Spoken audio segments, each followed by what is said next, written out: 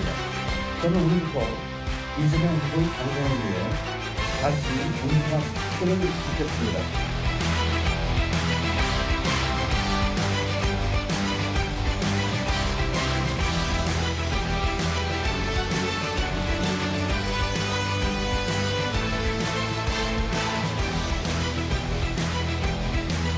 우리가 기다리지만 지금은 쉽지 않고 또 쉽지 않을 경우에는 결국은 투표로 단일화되는 수밖에 없지 않나.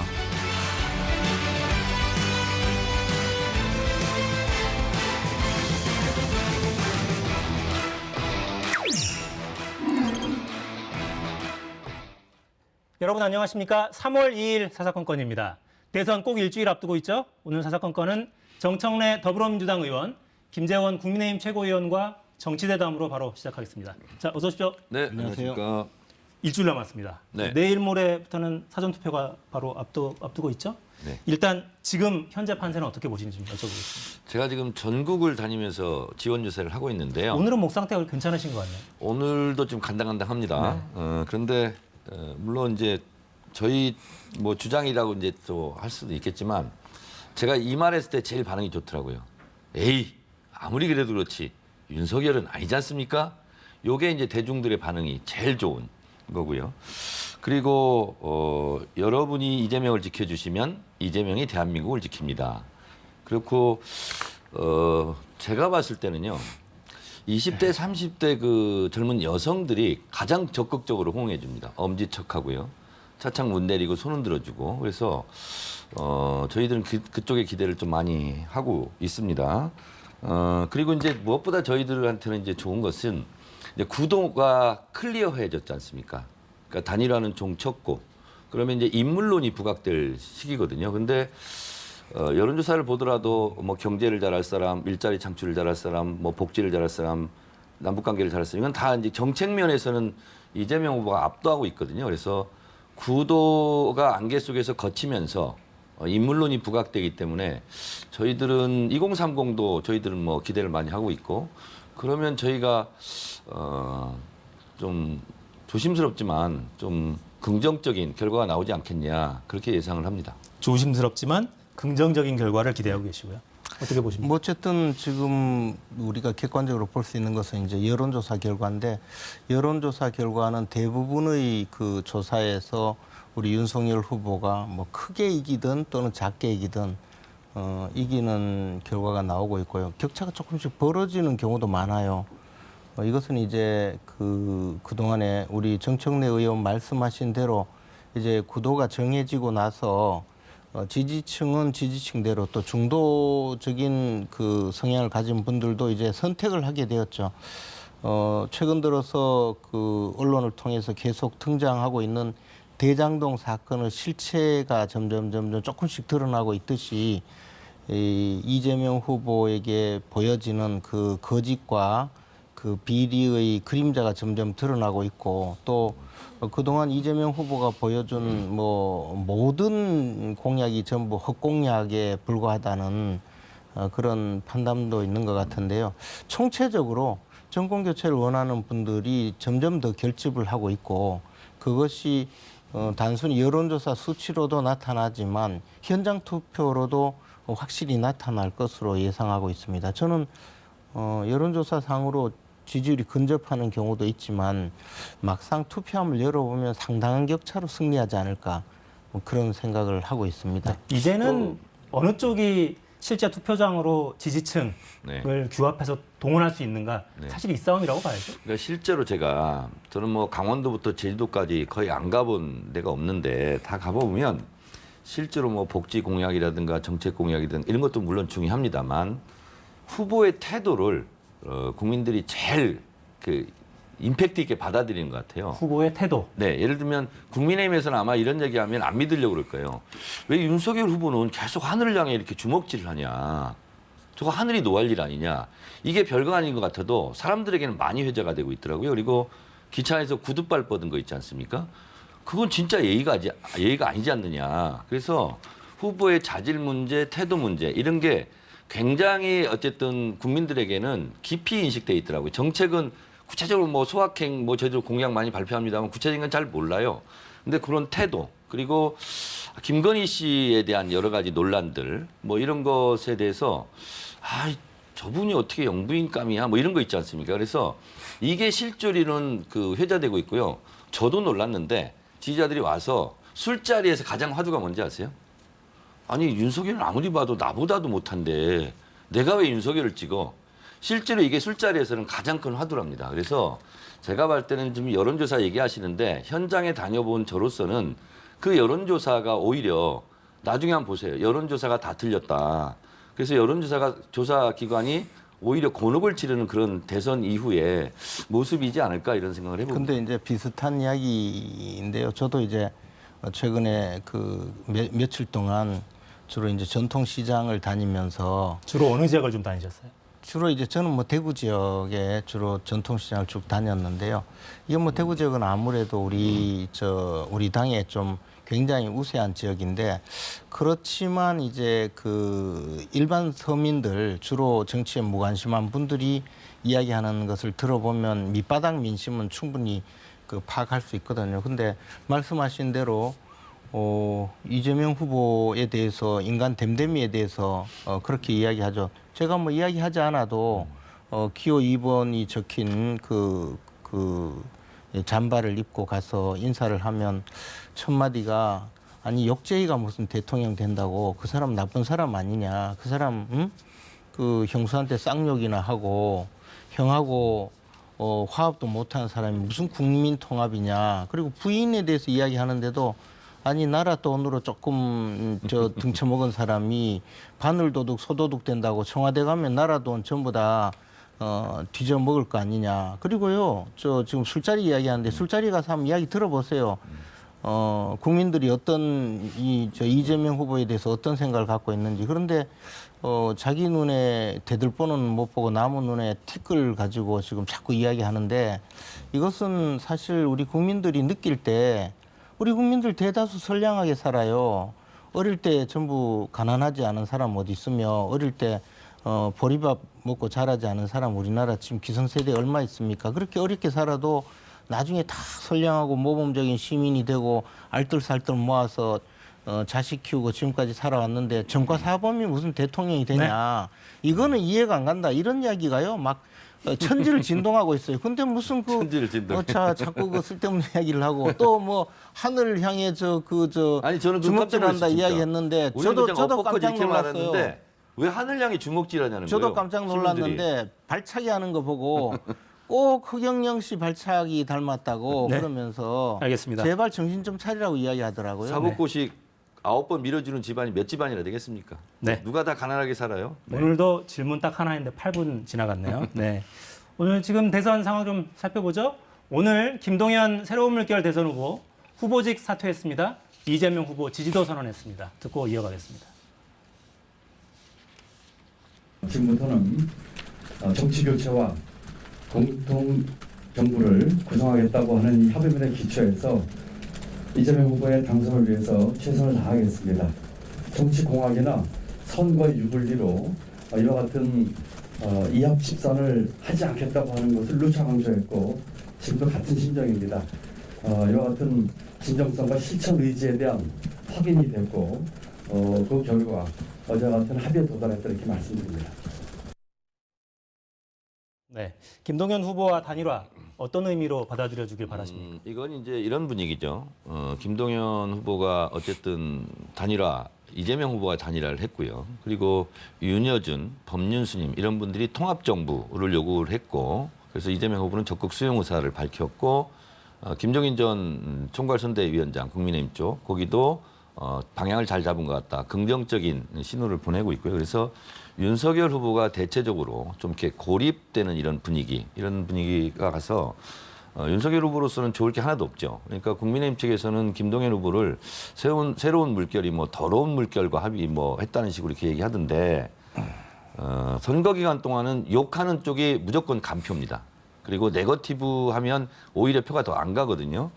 만약에 김동연 후보가 국민의힘 윤석열 후보와 뭐 단일화를 했으면 뭐 그러면 그때도 더러운 물결이라고 얘기하겠습니까? 그래서 저는 이런 것은 좀 이치에 맞지 않는 그런 논평이다. 뭐 잘 되길 바란다. 오히려 덕담하는 것이 표에 도움이 된다 이런 생각이 좀 들어요. 그래서 결국은 윤석열 후보도 정권 교체 지지율만큼 득표 지금 여론조사가 안 나오고 또 이재명 후보는 문재인 대통령 45, 47 정도 지지율을 못 가져가고 있고 양쪽 후보가 지금 다 그런 상태거든요.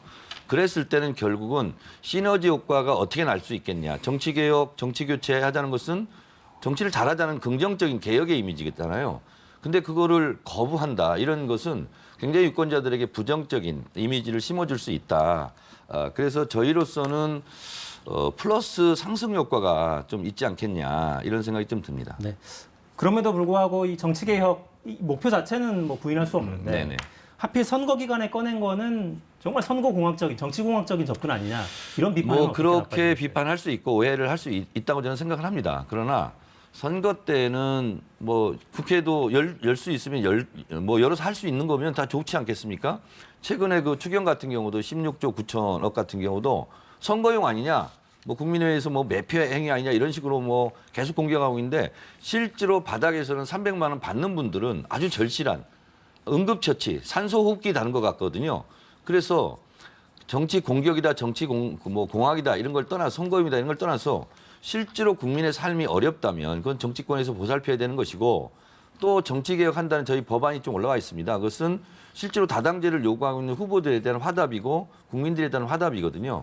그런 면에서 봤을 때 선거용이다 공격하지 말고 그러면 적극적으로 응하면 될 거 아니에요. 그러면 100표 중에 5대 5로 나눠 가지면 될 거 아니에요. 근데 그걸 거부하고 있단 말이죠. 민주당에서는 대선 전에라도 원포인트로 국회를 좀 열어서 개혁 입법 처리하자 이런 입장이에요. 어떻게 보십니까? 지금까지 뭐 하다가 이제 와서 더군다나 아니 180석 가지고 못할 게 뭐 있었습니까? 그동안에. 그리고 심지어는요.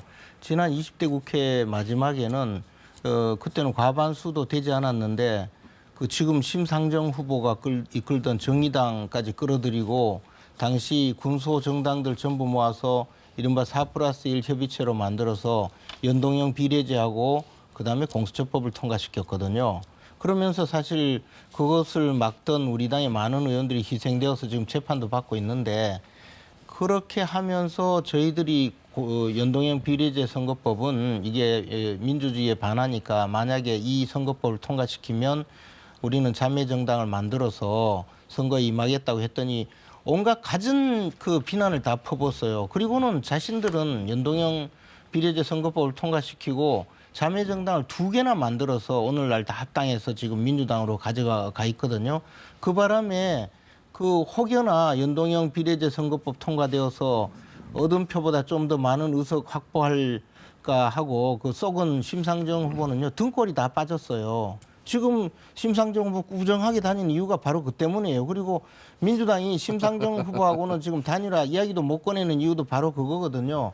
그런데 지금 와서 정치개혁한다면서 다당제 운운하는 걸 보면 정말 민주당은 사기 집단이 아닌가 그런 생각이 들어요. 그런데 지금 국민통합정부라고 이야기하잖아요. 이재명 후보 가족통합이나 좀 하세요. 형님한테 가서 형님 묘소에 가서 잘못했다고 이야기 좀 하고 형수님한테 사과라도 좀 해보세요. 도대체가 지금까지 정치개혁이라는 이야기를 한 번도 꺼내지 않았거든요. 만약에 정말 공약이라고 하려면 하다못해 공약집에라도 올라야 되고요. 지금 집집마다 배달된 공보에 한번 보세요. 정치개혁 그 이야기 있나. 이거는 순전히요. 안철수 후보와의 단일화를 방해하기 위해서 내놓은 미끼 상품밖에 안 돼요. 그리고 그걸 가지고 해결할 기미도 없고 다만 이제 선거 때 되니까 혹시 한 표 도움이 될까 싶어서 지금 뭐 저 심야에 뭐 저 의총을 열어서 어떻게 하자고 그 저 문자도 보내고 이런 걸 제가 봤었는데 민주당은요 하여튼 이 정치판에서 이런 이 저 썩은 정치개혁 그 냄새만 풍기는 이런 일은 이제 좀 안 했으면 좋겠어요. 그 송영길 대표는 이준석 대표와 여야 대표 회담을 하자. 또 대선 전에 아무튼 국회를 좀 열어 처리하자 이런 입장인데 여튼 일고의 가치가 없다 이런 입장이십니까? 아니 그게 뭐 예를 들어 지금까지 민주당 전부 다 날치기 통과 다 했지 않습니까? 법사위원장도 가져가고 국회의장도 가져가고 지금까지 다 했으면 되는데 지금까지 안 하고 있다가 뭘 지금 와서 새삼스럽게 회담합니까? 그냥 하세요. 그냥 통과시키면 되지. 왜 화를 내고 그러세요? 네. 아니 하도 하도 얼척없는 이야기를 하니까 아니, 지금 많이 기가 죽고 그러니까 이제 화를 내는데 화를 내는 쪽이 꼭 지게 돼 있습니다. 저는 국민의힘이 저렇게 화를 내고 계속 욕하고 안철수 후보 조롱하고 이준석 대표처럼 평소에 저희가 이제 야당복이 있다 이제 이런 얘기를 들었는데 야당 대표복도 저희가 있는 편이에요. 그래서 이준석 그 대표가 계속 안철수 후보를 뭐 폄훼하고 뭐 한 것을 저는 이해를 못했어요, 사실은. 근데 결과적으로 보면 안철수 후보가 이제 정권 교체 얘기도 안 한다는 거 아닙니까, 유세장에서. 그리고 윤석열 후보를 찍으면 나중에 후회할 일이 있겠다, 뭐 이런 식으로 얘기하는데 지금 국민들은요, 뭐 김재원 의원이 계속 엉터리 주장 하세요. 그러면 저희들은 아무리 그래도 그렇지 윤석열은 아니지 않습니까? 요거 있잖아요. 그리고 제가 19세, 18세 뭐 이제 대학 막 가는 친구 엄마들한테 들은 얘기인데 TV 토론 보고 한다는 거 아니에요. 아니, 윤석열 후보는 뭘 모르는데 뭘 하겠다는 거냐. 그러니까 저희들 입장에서는 뭘 모르는 사람이 뭘 할지 모른다 이런 생각이 들고 또 하나는 저희가 정치개혁을 얘기하는데 윤석열 후보는 정치개혁을 답을 할 수가 없어요. 정치를 모르니까 어떻게 개혁할지를 모르는 거 아니겠습니까?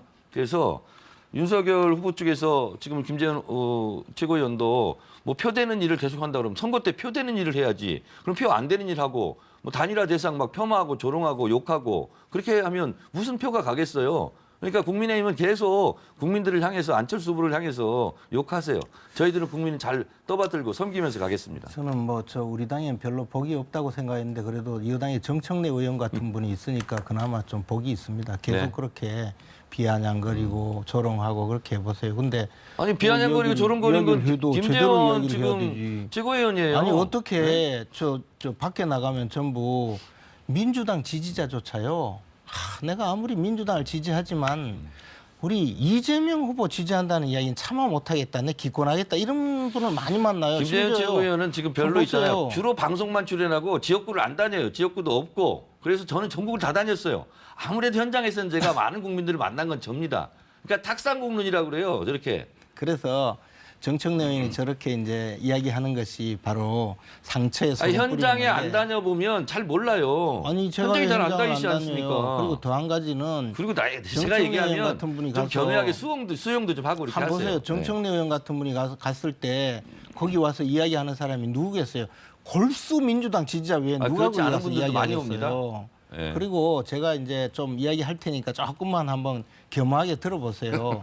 자꾸 뭐 윤석열 후보 이야기하는데 제가 만난 분들은 골수 민주당 더 나가서 나는 정말 진보 좌파다 그런 분들 지식인들 많아요. 그분들은 우리 민주 진보 개혁 세력은 대선을 통해서 사회 변혁을 이야기하고 사회 진보를 이야기하는데 어떻게 이재명 같은 사람을 우리 민주당에 내세웠냐. 나는 아무리 민주당이라 하더라도 이재명은 찍기가 어렵다. 그리고 민주당이 무슨 사회를 변화시키겠다. 이게 좋은데 2007년 이명박 대통령의 캐치프레이즈 무슨 일 잘하는 경제 대통령 그것을 내세워서 국민들한테 표를 눈속임으로 얻어보려고 하는 이 상황에 대해서 자기는 이해할 수가 없다는 거예요. 그래서 지금 민주당 지지자 중에서도 많은 분들이 도저히 이재명 후보를 찍지 않겠다고 나오는 거 아니겠어요? 얼마 전에 보니까 깨시민당도 그분들은 정말 문재인 대통령을 지지하는 분인데 절대 이재명은 지지하지 못하겠다 해서 윤석열 후보 지지 선언을 하잖아요. 왜 그렇게 했어요? 그 현실을 아셔야지. 그거는 지금 아니 근데 눈 박근혜 감고 대통령 지지했던 사람들은 왜 그럼 이재명 대통령 지지합니까? 아, 그리고 그거는 제가 박근혜 대통령 친여동생 박근령 그분은 왜 그러면 이재명 지지선을 합니까? 이제 할 말이 없으니까 별 이야기 다 하는데 아니 할 얘기 없으니까 이게 사실이잖아요. 어쨌든 정확하게 각자 자신의 본진을 돌아봐야 돼요. 그렇게 하고 네. 이번 대선에서 아주 도드라진 현상이 바로 저런 문제인데요. 이제 안 되니까 막 상대에 대해서 공격만 하던 분이 말이 막히면 우리는 네거티브 하지 않겠다 이렇게 돌아서거든요. 죽기 살기로 욕하다가 자기가 궁지에 몰리면 그런 이야기를 해요. 그래서 저는 참 이게 이 선거판이 정말 이 상식 수준을 벗어났구나 생각하는데 그 전면에 정청래 의원께서 자꾸 혼탁하게 만들고 있어요. 네. 자, 오늘 윤석열 후보는 계속 하늘에 주먹질하시기 바랍니다. 네. 오늘 상처에 소금 뿌리고 고춧가루 뿌리는 건 이제 그만 좀 하고 네. 원고에 있는 질문으로 네. 야권은 이제 야권 후보 단일화는 사실상 좀 어려워 보이는 국면으로 가는 것 같고 투표로 단일화하자 이런 이야기가 나오더라고요. 저는 뭐 아직까지 야권 후보 단일화는 얼마든지 할 수 있다고 생각을 아직도? 합니다. 그러나 이제 그것은 안철수 후보께서 조금 더 그 야권 단일 후보를 만드는 것은 결국 정권 교체를 위한 것이고 또 안철수 후보께서도 정권 교체의 주역이 되겠다고 하셨는데 지금 현재 이대로 가면 정권 교체의 주역이 아니라 정권 교체의 약간의 방해물처럼 보여질 가능성이 있거든요. 사실 안철수 후보님은 다른 그 정치인들하고 조금 다른 독특한 면이 있어요. 그래서 협상하기도 좀 어렵고 한데 당장에 이제 이 대선에 출마한 것은 결국은 내가 꿈꾸는 대한민국을 만들어가기 위해서 대선에서 당선되어서 대통령의 직권으로서 이상적인 대한민국을 만들자 그런 의미잖아요. 근데 안철수 후보님 조금 과거에도 보면 지난 총선 때도 부산에서 서울까지 이 마라톤으로 달렸거든요. 그런데 그 뛰어온 목표가 없었어요. 그냥 뛰는 게 목표였거든요. 그리고 그때 지역구 의원도 없었고 비례대표 의원을 공천만 해서 선거에 내보낸 상태였는데 사실 물론 뭐 비례대표 의원을 당선시키기 위해서였다고 할 수도 있고 또는 당의 그 성과를 높이기 위해서였다고 할 수도 있지만 사실은 그것과 부산에서 서울까지 완주하는 것은 조금 거리가 있는 행동이었거든요. 지금 이번 대선에서도 사실은 끝까지 완주하는 목표가 무엇이냐. 완주 자체가 목표냐 아니면 정권 교체의 중요한 역할이 목표냐를 생각해 보시면 아직도 기회가 있다고 생각합니다. 알겠습니다. 그리고 그러한 방식으로 그 야권 후보 단일화에 응해서 야권으로의 정권 교체를 이루고 또 윤석열 후보와 함께 대한민국 미래를 함께 설계해가는 것이 중요하다고 봅니다. 네, 저희 사진 준비해 놓은 걸 좀 잠깐 올려주시겠어요? 이 인간이 논리와 이성의 동물인 것 같지만 굉장히 감정의 동물이기도 해서 중요한 결정의 순간에 의외로 감정이 움직이기도 합니다. 이준석 대표가 행사장에서 와서 악수를 청했는데 이 안철수 후보의 표정이 잘 안 보이실 것 같기도 한데요. 많이 그냥 쳐다보면서 인사를 합니다. 같은 장소에서 송영길 대표가 손을 내밀 때는 자리에서 일어나서 눈웃음을 보이면서 이렇게 인사를 하기도 했고 이게 이제 단일화 협상 국면이 굉장히 감정적으로 이제 고조되고 격앙돼서 실제로 감정이 충돌하는 부분들이 있어서 야 이게 이제 와서 이게 되겠나 싶어요 사실은. 앵커님 이번은 이제 재발언 순서입니다. 아니 왜 나무당 이야기에 일단 논평을 듣고 다시 한번 듣겠습니다. 온갖 또 비난을 퍼부려고. 살살 하세요. 소금 뿌리지 마세요. 김재원 최고위원이 드디어 이제 안철수 폄하까지 하고 있는데 뭐 마라톤 뛴 것이 목표가 없고 뛰는 게 목표였다. 이렇게 이제 안철수 후보를 또 조롱하는 발언을 하시는데 결국은 윤안 단일화는 종쳤고 그래서 윤석열은 망쳤죠. 왜냐하면 바로 저런 태도들이 저는 굉장히 중요했다고 봅니다.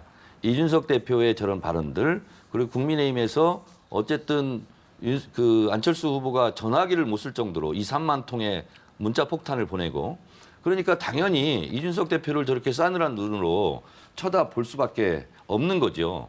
그러면서 아직도 마치 뒤에서는 계속 욕하면서 겉에서는 또 아직도 단일화가 물 건너간 건 아니다. 언제든지 기회가 있다는 식으로 얘기하는 것은 안철수 후보 입장으로서는 더 돌아버리고 화나는 일이에요. 저게. 그래서 지금이라도 안철수 후보와의 단일화는 이제 끝났다. 그리고 서로 잘 되길 바란다. 건승을 기원한다.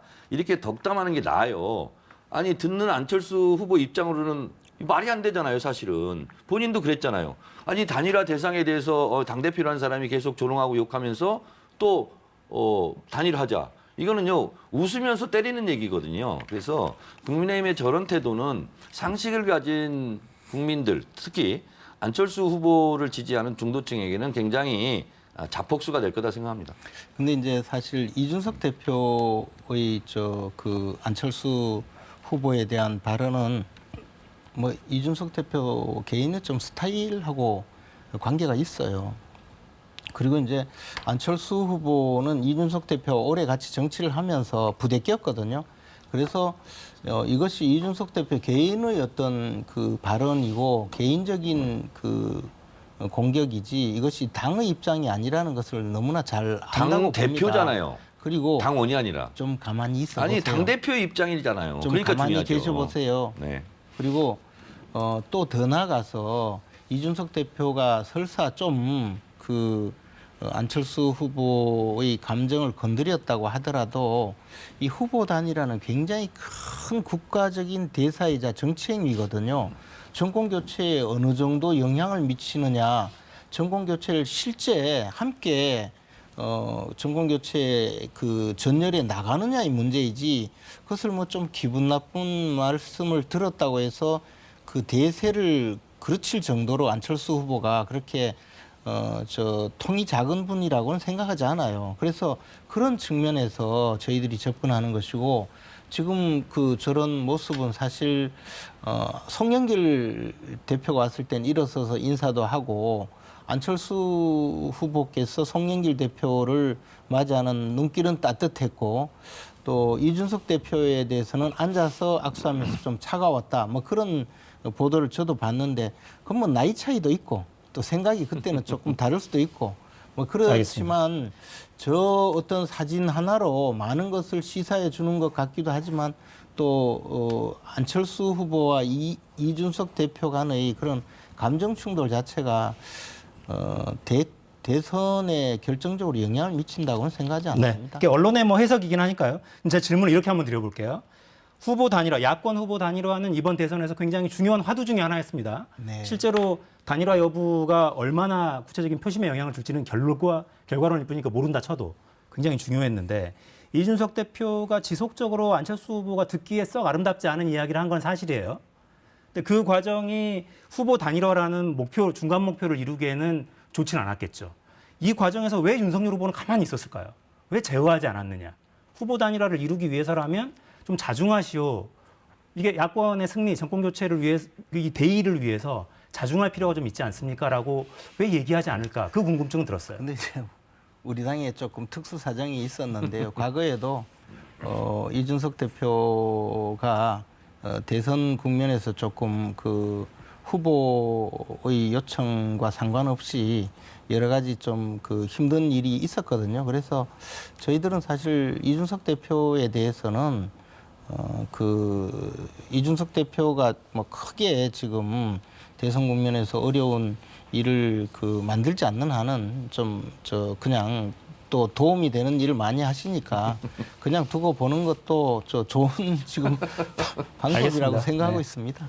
거의 뭐 당대표 취급 안 한다고 저는 봐요. 아니, 그리고 그게 아니고 이준석이 뭐라고 하든 우리 나 관계없다, 이렇게 정청래 생각합니다. 의원님은 꼭 가장 악랄하게 비난을 하는데요. 그게 아니고 이준석 대표께서는 우리 당이 그동안에 좀 젊은 층, 청년층이라든가 젊은 분들의 표심에 좀 다가가는 게 조금 어려웠었거든요. 근데 이준석 대표가 있음으로써 그런 측면에서 젊은 세대에게 다가가는 큰 영향을 발휘하고 있거든요. 네. 근데 그런 젊은 세대 특성에 맞게 또 예를 들어서 뭐 간섭을 한다든가 또는 우리가 이제 이런 방침이 정해졌으니까 따라오라 이러는 데 대해서 굉장히 좀 거부감을 갖고 계셔요. 그러니까 또 그에 맞춰서 당대표가 활동할 수 있게 공간을 열어주는 것인데, 그것을 정청래 의원은 가장 나쁜 방법으로 무슨 뭐 대표 취급을 안 해준다느니 그런 식으로 거꾸로 이야기를 네. 하고, 아무리 다른 당의 당내 문제를 비난한다고 하더라도 예의가 있어야지. 너무 심하시잖아요. 저렇게 발끈할 문제가 아니잖아요. 네, 이 정도 하고 아니, 윤석열 넘어가겠습니다. 후보가 제가 홍계하고 있는데 뭘 이준석하고 발끈해요. 저는 사이가 지금 좀 안 정청래 좋고 의원님의 목표가 다르다고 봅니다. 왜냐하면 윤석열 후보는 어쨌든 대선 후보니까 대선 승리하고 싶죠. 근데 대선 승리하고 싶다면 윤안 단일화 당대표로서 도와야 되잖아요. 근데 제가 보기에는 목표가 다른 것 같아요. 이준석 대표는.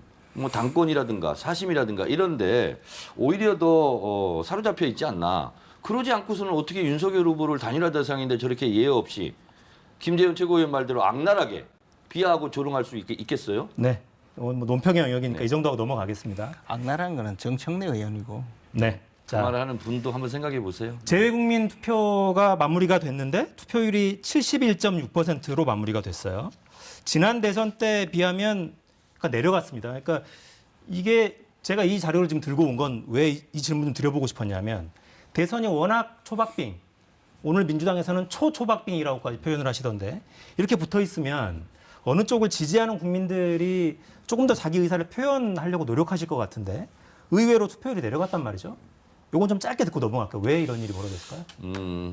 예전에 재국민 투표가 시작됐을 때는 보수층이 훨씬 투표를 많이 했습니다. 많이 했고 저희가 좀 불리할 수도 있었는데 요즘은 굉장히 SNS로 실시간으로 1인 미디어로 소통하다 보니까 실제로 또 외국에 나가면 다 애국자가 된다고 하지 않습니까? 그래서 진보층이 훨씬 더 투표가 좀 높아 보이고요. 저희가 봤을 때는. 그래서 보수층에서 재외국민 보수층 중에서 윤석열 후보가 너무 부끄러워가지고 투표를 하지 않았다라고 저희는 보고 있습니다. 보수의 투표 포기 때문 아니냐? 근데 이게 그렇게 뭐 저 절대값으로 크게 차이가 나지는 않는데 뭐 그것을 보수층이 투표를 적게 했는지 또는 민주당 지지자들이 이재명 후보의 그 인간 댐댐이에 대해서 도저히 투표장에 가고 싶지도 않은 생각이 많이 들어서 기권을 했는지는 알 수가 없죠. 그러나 이제 어쨌든 이 재외국민 투표는 자신이 신고를 해서 투표를 하잖아요. 그렇죠. 전통적으로 투표율이 높은데 투표율이 조금 낮다는 것은 뭔가 현지에서 투표의 편의 제공에 조금 문제가 있거나 최근에 뭐 우리 코로나19의 영향으로 봉쇄되는 지역이 늘어난다든가 뭐 이런 여러 가지 원인이 있지 않을까 생각합니다. 그리고 환경적인 측면, 네. 기술적인 문제 이런 네. 단순한 이유 아니겠느냐. 네, 한번 지켜보겠습니다. 자, 모레 4일부터 이틀간 사전투표 하죠. 관련 발언들 듣고 계속 이야기하겠습니다.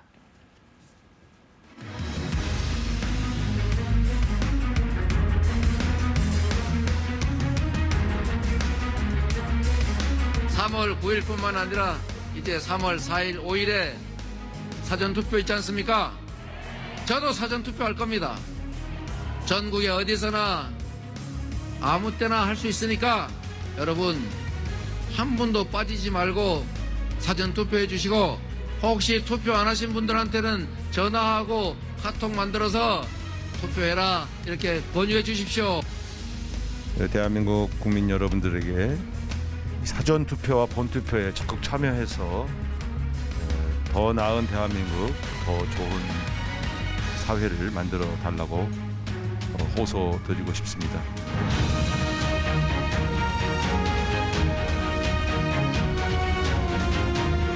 사전 투표 해 주셔야 됩니다. 우리 많은 시민들께서 재작년 4.15 총선에 부정 의혹을 가지고 계신 거 잘 알고 있습니다. 저희 국민의힘이 당 조직을 가동해서 공명선거와 부정 감시를 철저히 하겠습니다. 사전투표에 적극적으로 참여하셔서 대한민국을 바꿀, 그리고 여러분의 자녀, 가족의 미래를 바꿀 기회를 놓치지 말아 주십시오. 저는 3월 4일 광주에서 광주의 발전을 바라는 시민들과 우리 청년 보좌역들과 함께 사전투표를 하겠습니다. 여야 모두 사전투표 참여를 호소하긴 하는데 국민의힘 쪽에는 요 메시지가 하나 더 붙습니다. 그러니까 투표 방해 우려나 부정선거 관련한 우려가 조금 있는 것 같아요. 그래서 요 부분은 해소가 됐다고 보십니까? 그러니까 이게 약간 메시지가 좀 섞여 있는 것 같아서 좀 확인차 여쭤봅니다. 왜 그러냐면 그 일선에 가면 사전 투표를 해도 되느냐라는 그 의구심을 가진 분들이 굉장히 많아요.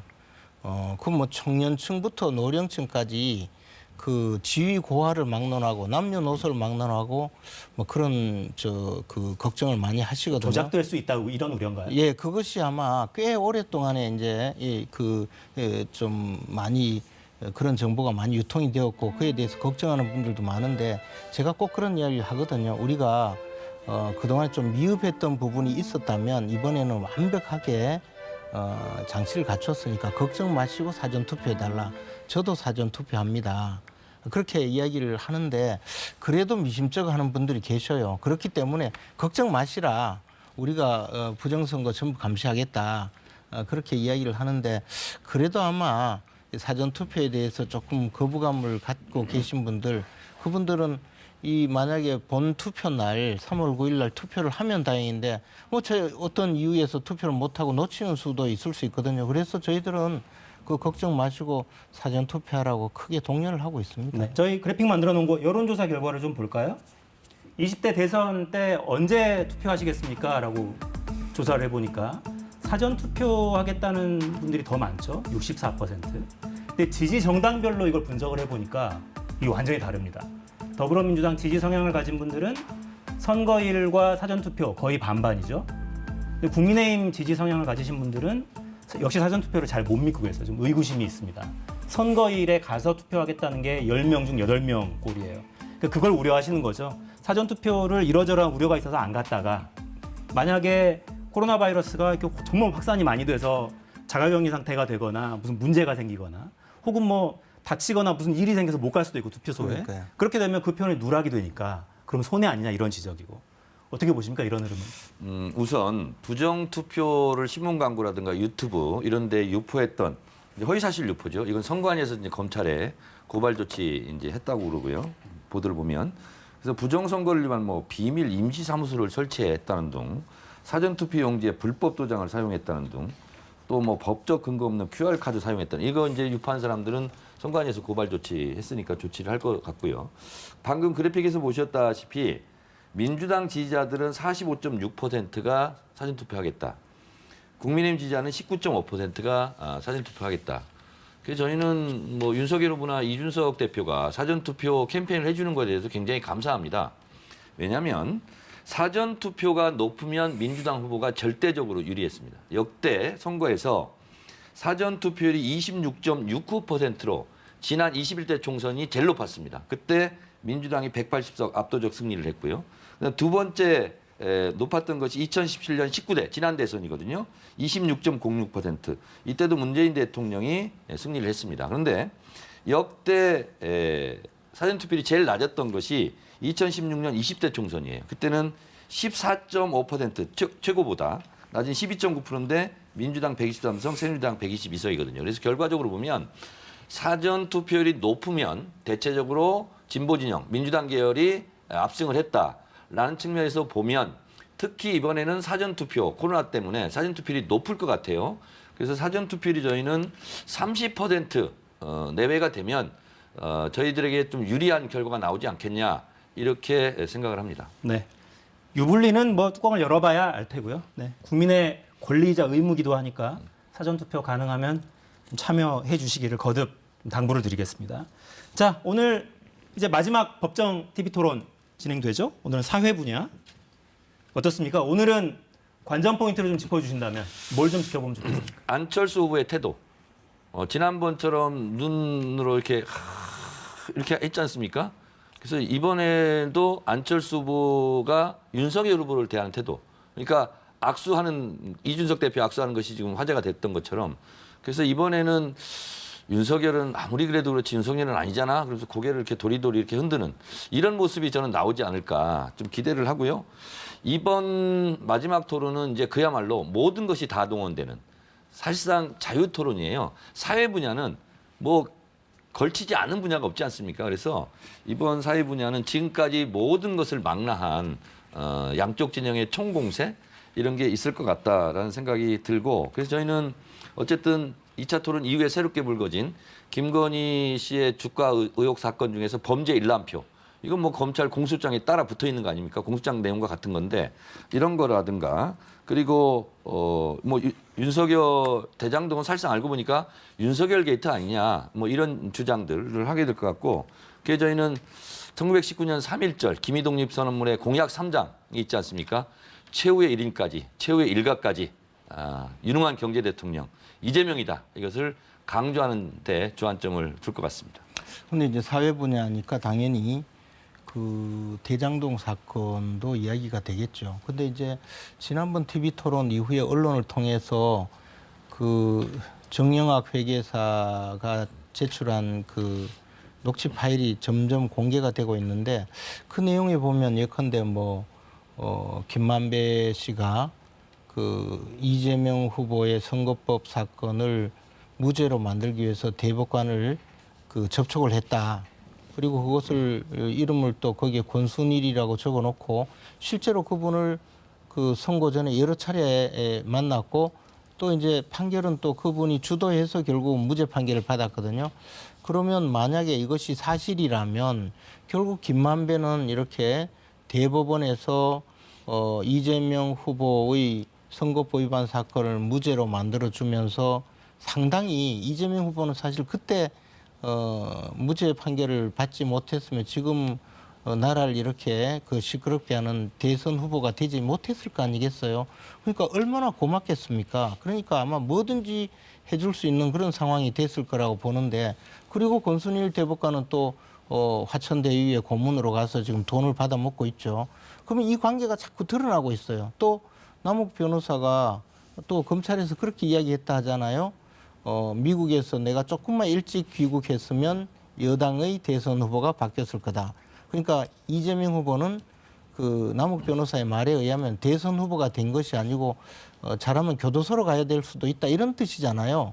이런 것이 지금 새로 드러나고 있으니까 이번 그 TV 토론에서는 그런 데 대해서 당사자를 한번 추궁해 봐야 되지 않겠습니까? 그러니까 이게 지금 대선 후보로 나올 뿐이 아니고 검찰에서 수사를 똑바로 했어야 돼요. 근데 대선 후보로 나오니까 검찰이 좀 수사를 미루다가 이렇게까지 왔는데, 이번 그 TV 토론에서라도 검사 중에 검사, 검찰총장 출신이 전과사범으로 검사를 사칭해서 교도소 갔다 온 이재명 후보를 제대로 한번 취조를 해봐야죠. 네. 아무리 그렇지 윤석열은 아니잖아요. 네. 오늘 마지막 그래도 뭐 쉽지 않겠네. 대한민국 대통령이 뭐 전과사범에 곧 네. 그런 분이 돼서 되겠습니까? 자, 마지막으로 짧게 대선 결과 1등이 누가 될 거다라는 주장을 서로 자신 당 후보들을 이름을 제시하실 테니까 득표율, 1위 후보의 득표율이 얼마나 될지 한번 예측해보는 시간을 짧게 갖고 넘어가겠습니다. 이번에 제가 쭉 계산을 다 해봤는데 47% 47%. 득표율이면 당선권이지 않겠느냐. 네. 뭐 50% 넘으면 좋겠는데. 알겠습니다. 그런 생각이 좀 듭니다. 이재명 후보가 47%로 당선될 네, 거다. 근데 이제 저 여론조사 결과 보면 이재명 후보는 47%를 한 번도 못 얻었죠. 윤석열 후보는 50% 이상도 많이 갔으니까 10% 부동층 빼고 보정하면 얘기하는 거예요. 47%로 윤석열 후보가 당선된다고 이미 발표한 것으로 알겠습니다. 47%로 윤석열 후보가 당선된다. 네. 네, 대선 후에 누가 수치가 똑같네요. 네, 누가 당선될지 한번 보겠습니다. 지금까지 김재원 최고위원, 정청래 의원과 함께했습니다. 두 분 고맙습니다. 고맙습니다.